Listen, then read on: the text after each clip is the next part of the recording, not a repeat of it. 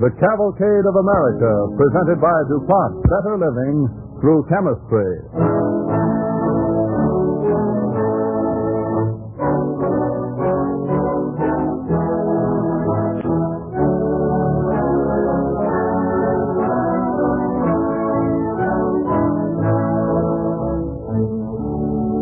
Tonight we bring you a radio portrait of Annie Oakley and the legend of her crack marksmanship, which to the men and women of her era became their national pride, and to us, one of America's fondest memories.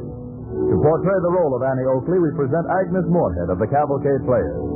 The orchestra and the original musical score are under the direction of Don Voorhees.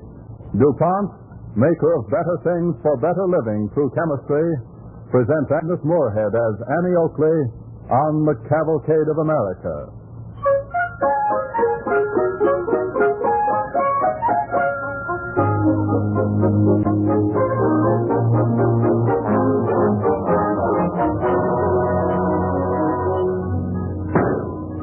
Dark County, Ohio, the year 1874. The clearing before a log cabin in a wooded valley.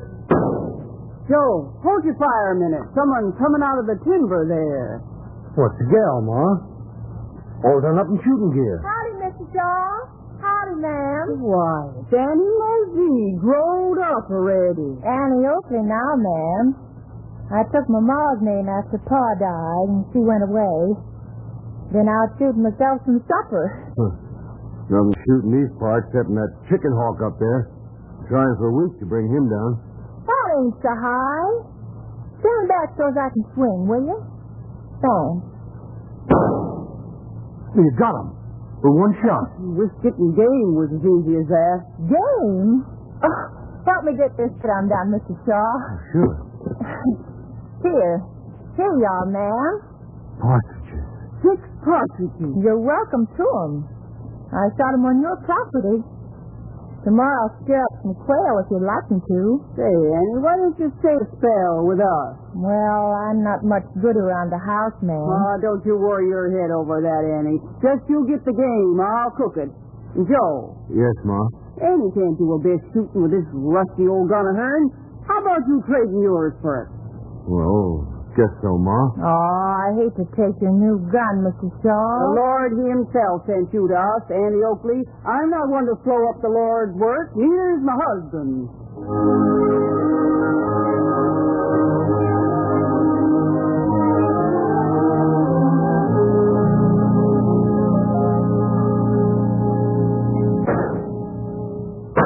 No, Elmer, steady. Hold the card steady. But, Annie, All right, you can rest a spell, Elmer. Oh, Annie. Don't you ever think about anything but guns and shooting? Not right now. I got my reasons, Elmer. They're fixing to run a stagecoach past our house straight to Cincinnati. What's that got to do with us, Annie? Hotels in Cincinnati are buying game as much as they can get. Well, I don't see I want to help Mr. and Mrs. Shaw pay the mortgage on this place before we move on. Annie, listen. I'm getting a part interest in the general store over at the Forks, and railroad's coming through that way pretty soon, and I was thinking, well, why don't you marry me? Because, well, we just don't think alike, Elmer. Maybe I'll never find a man that thinks the way I do. But if I do, there won't be any doubt in my mind. That'll be the man.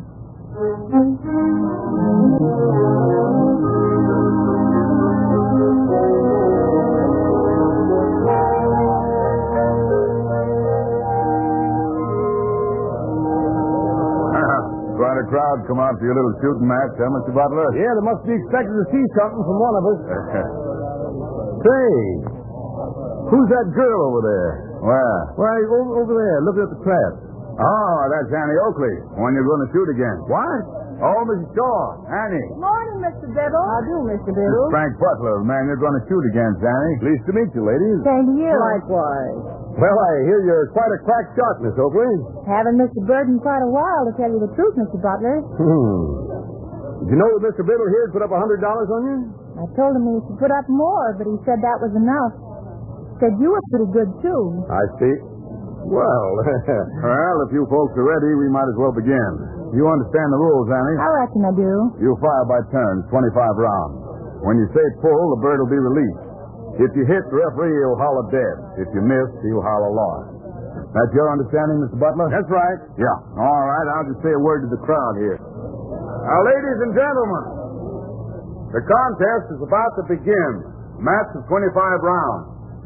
On the left, that sensational young marksman of the professional team of Butler and Company, Frank E. Butler.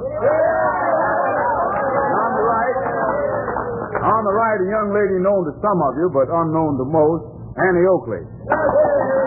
Ready, referee? Ready here. All right, Mr. Butler. Pull. Dead. Pull. Dead. Pull.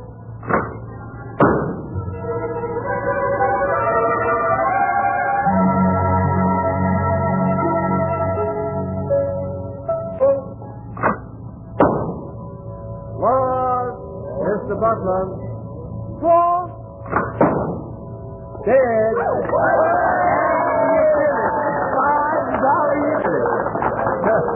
Well, Miss Oakley, I got an idea. I owe you something.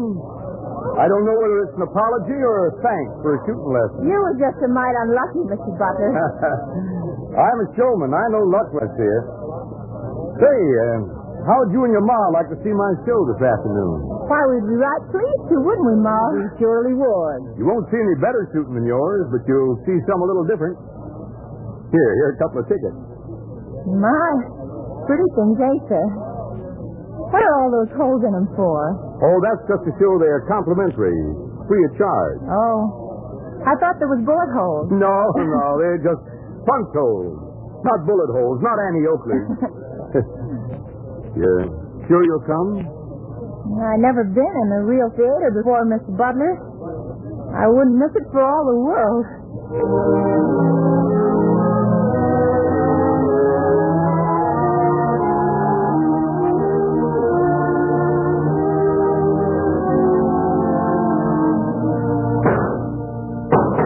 Did you see that? Ma got 3 hunting with a rifle. Now, ladies and gentlemen, last and most difficult trick of all. The fair man's best friends is dogs, and George here is certainly mine. Hey, George? George will gladly risk his life to prove a point for his master. He'll hold this apple on his head while I shoot it off, sighting from a mirror over my shoulder from a distance of 20 paces. Oh, look, Ma, isn't he cute? Ready now, George? Steady now. Steady.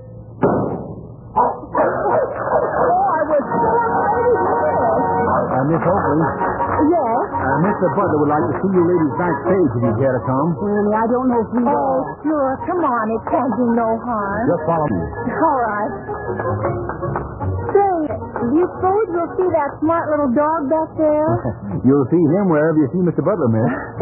Right through here. Oh, come in, Miss Annie. Mrs. Shaw. Yes. Well, how'd you like the show? Oh, you were fine, Mr. Butler. But George was wonderful. Where is he? Oh, there he is. Say, isn't he the smartest thing? Say hello to the lady, George. He seems to think you're quite a fellow. I think he likes me, Mr. Butler. Yeah, I know he does, Miss Annie. I wish I could see him again sometime. I suppose you're going on to another town now. Yeah, I'm afraid so. But I'll tell you what we could do. George could write to you once in a while. Hey, George? It'd be real nice to hear from George once in a while. Would you answer him, Miss Annie? I'd be pleased to, Mr. Butler.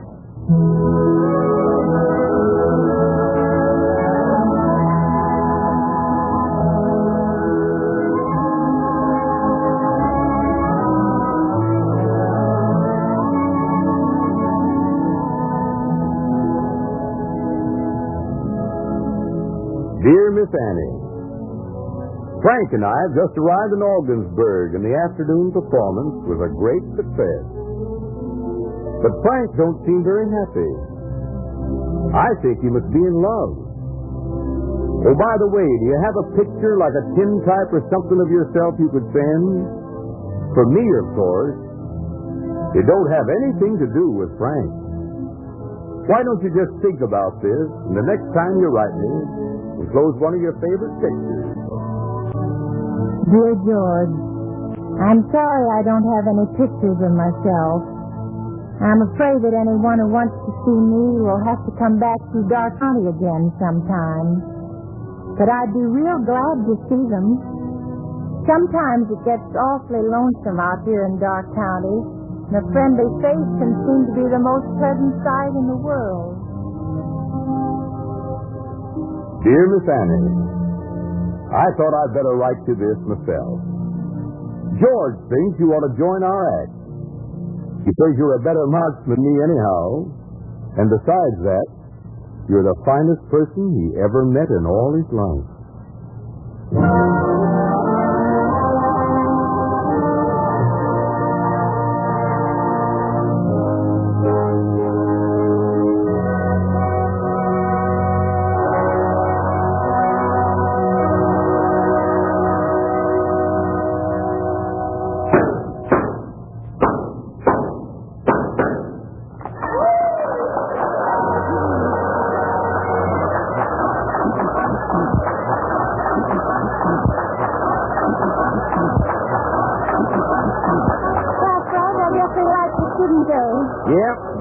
Yes, I guess it is. I guess maybe we better take a bow, huh, Frank? You better take a bow, Annie. That applause is not for me. It's for you. Oh, Frank, I can't do that. Go on out there, Annie. That's all yours from now on. Oh, but Frank... Oakley, what's the matter? You're holding up everything. Get on out there. Oh, sure. Sure, I'm going.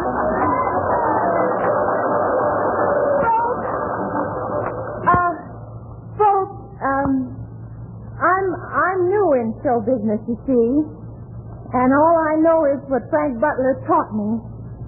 So, what do you say we get Frank out here to take this with me, huh? Come on, Frank. All right, folks, I appreciate it. You know why?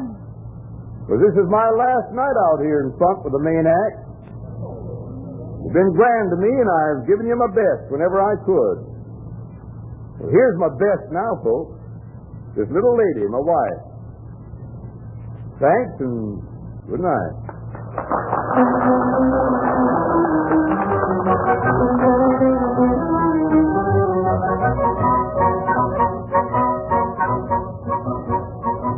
Ladies and gentlemen, the greatest traveling show that I've ever assembled. Buffalo Bill's Wild West and numbers of the finest of the world. You will see William S. Pony, better known to you all as Buffalo Bill. You will see Sitting Bull and his band of Phallic Warriors, who from the place of the terrible massacre of General Custer and his men of Little Big Horn.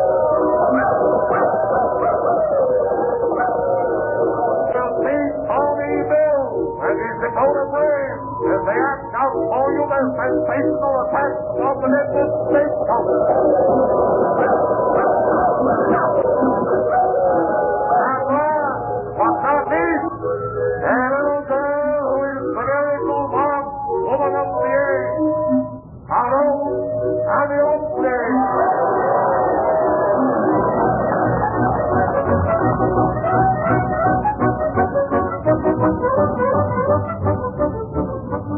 The arrival in London of the American Wild West show has caused what might be called a minor sensation. By far the outstanding performer is a certain Annie Oakley, a young woman whose marksmanship is simply incredible. There is to be a command performance tomorrow for Her Majesty Queen Victoria.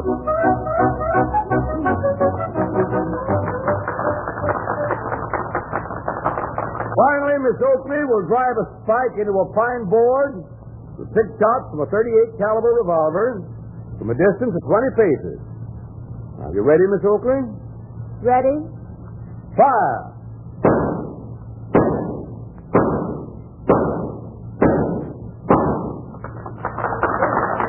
Miss Oakley? Yes? Her Majesty Queen Victoria would like to speak with you. Well, Oh, thank you. Oh, Frank, you come with me. Oh, she wants to talk to you, Annie, not to me. But, Frank, You'll follow me, please, Miss Oakley? Sure. Celia, I don't think I know how to curtsy. It's not in the least necessary. Her Majesty is very informal, really. Oh? Your Majesty, Miss Annie Oakley. Why, you're hardly more than a child, are you? I'm 25, Your Majesty. I understand your troop is going on to Berlin from here. I guess likely, Your Majesty. Yes. You'll probably meet a grandson of mine there, Prince Wilhelm. He's full of ideas about guns and shooting. He may even offer you a position of some sort. Don't take it. I promise you I won't shoot that good, Your Majesty. You're a clever little girl, my dear. A very clever little girl.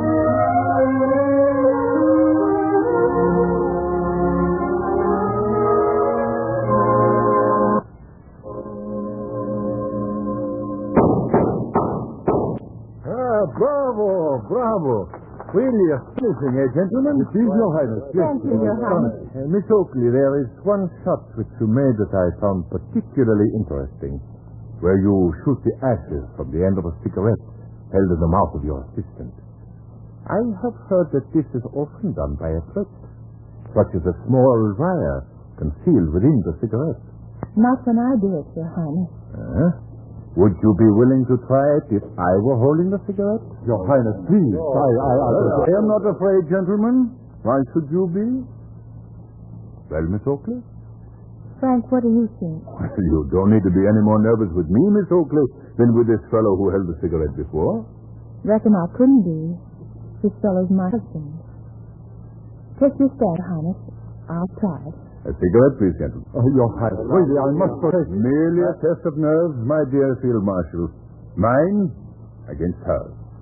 And I'll wager 1,000 marks. She misses her first shot. Ready, Your Highness? Right? Fire! Your Highness. It's nothing. Merely a few sparks from the cigarette. Would you care to try again, Your Highness? Thank you, no. But I will promise you this, Miss Oakley.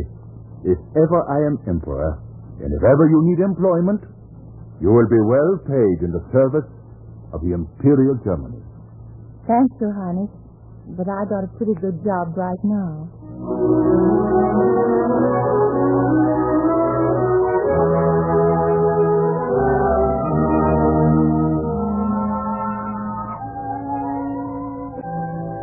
Madison Square Garden.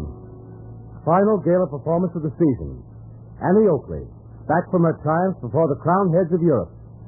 After this final performance, Miss Oakley and her husband, Frank Butler, will leave for an extended vacation in the Carolinas.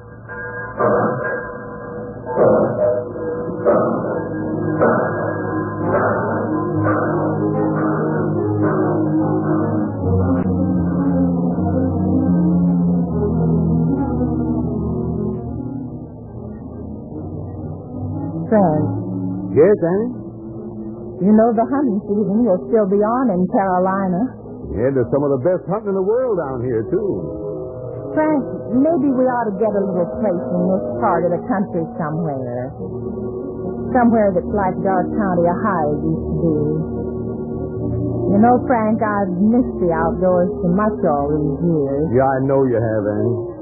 Here comes the conductor. Ask him when we get there. Hey, Keith, what time do we get in? Well, we're due to pass number 22 on the siding in about 10 minutes. We don't have to wait. We should be in about 9 o'clock.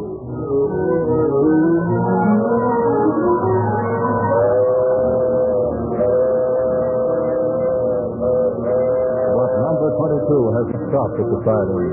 She's missed the signal, and she's speeding up the track at 65 miles an hour, rushing head-on towards the special only 3 miles away.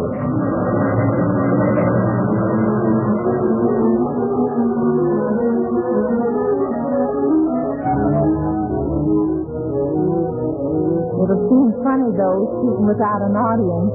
Will you sit, Annie? Oh, a little, I suppose. No more than you have, Frank. Now, what's that mean? You know what it means. All these years when I took the bows and you stood on the sidelines. You know how I feel. I know, Annie. I know. Say, Frank, doesn't it seem to you this train is going awful fast? Just trying to make up time again. I suppose it's something.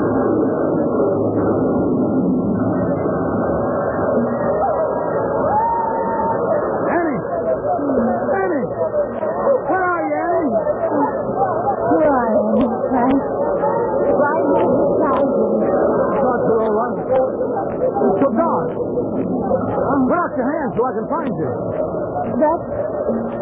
That's the funny thing, Frank. I can't move my hand. I just can't move at all.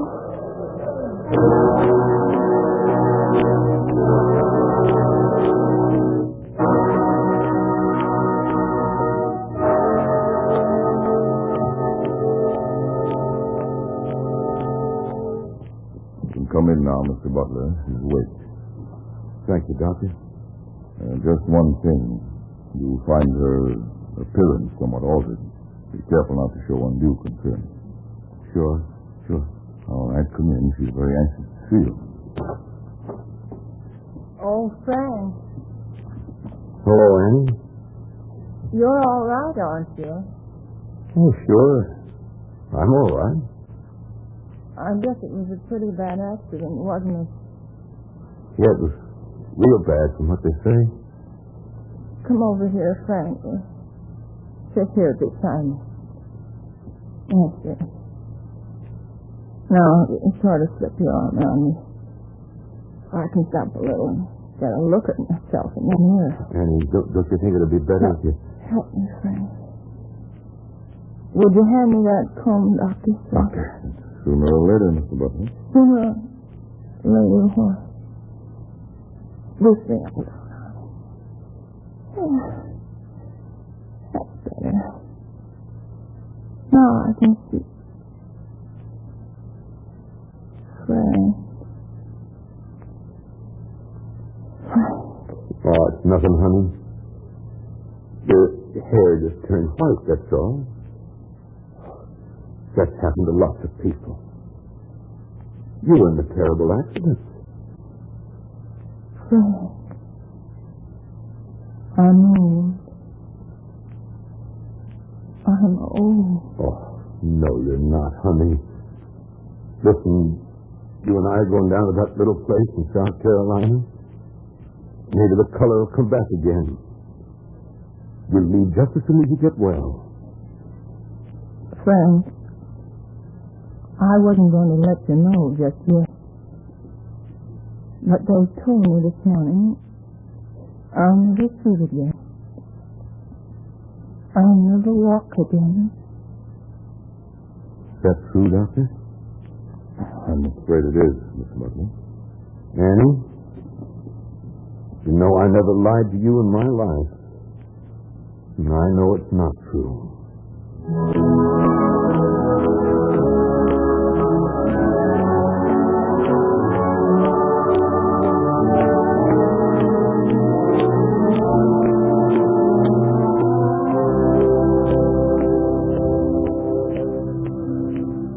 The boardwalk of a New Jersey seaside resort. The year 1903. Frank Butler is pushing his wife along the boardwalk in a wheelchair. Want to walk a little more now, Annie? No, not just yet. But I do feel stronger today. Much stronger. Oh, Frank, look over there. Yeah, real old-time shooting gallery. Frank, feel me over there. Now, Annie. Oh, please. I just want to walk. Step right up, ladies and gentlemen. Take shots for a quarter. Finest guns on the boardwalk. Step right up. Here, you want to try your hand there, mister? No, thanks. Just looking. I do. What? Certainly, my hand. Step right up. Help me, Frank. Oh, honey, you shouldn't. Frank, I've got to. That's right, ma'am. Never too old to learn, you know. Now, here's your gun. All cocked and loaded. Now, she's an automatic. You just pull that trigger there, see, for each shot. Start that swinging bell target for me, will you?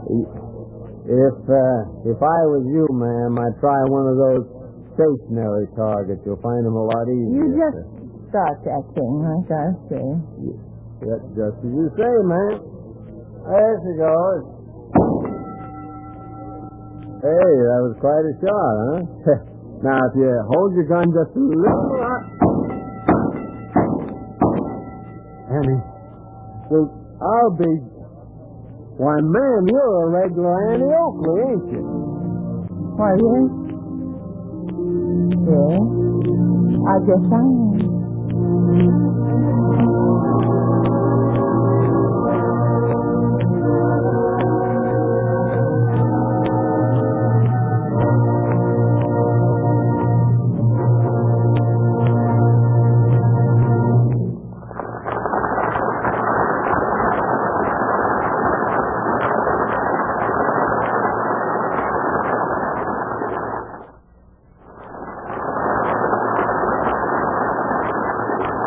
The Cavalcade of America thanks Agnes Moorehead and the Cavalcade players for their performance of the story of a gallant American woman, Annie Oakley, who became part of the American folklore. So legendary were her exploits that in token of her marksmanship, it became a habit to call complimentary tickets punched with holes Annie Oakley. And now the star of next week's program, Carl Swenson of the Cavalcade players. Our play next week is about one man, but it's really about two personalities. It's the story of Joe Chandler Harris, who as a great editor helped to guide the South through the difficult years following the Civil War, and yet managed to create some of the most lovable characters in American folklore, Brer Rabbit and the Tar Baby in his Uncle Remus stories. We hope that you'll listen to the story of Joe Chandler Harris on Cavalcade next week. In support of Agnes Moorehead, Annie Oakley was Ray Collins in the role of Frank Butler. On the Cavalcade of America, your announcer is Clayton Collier, sending best wishes from DuPont.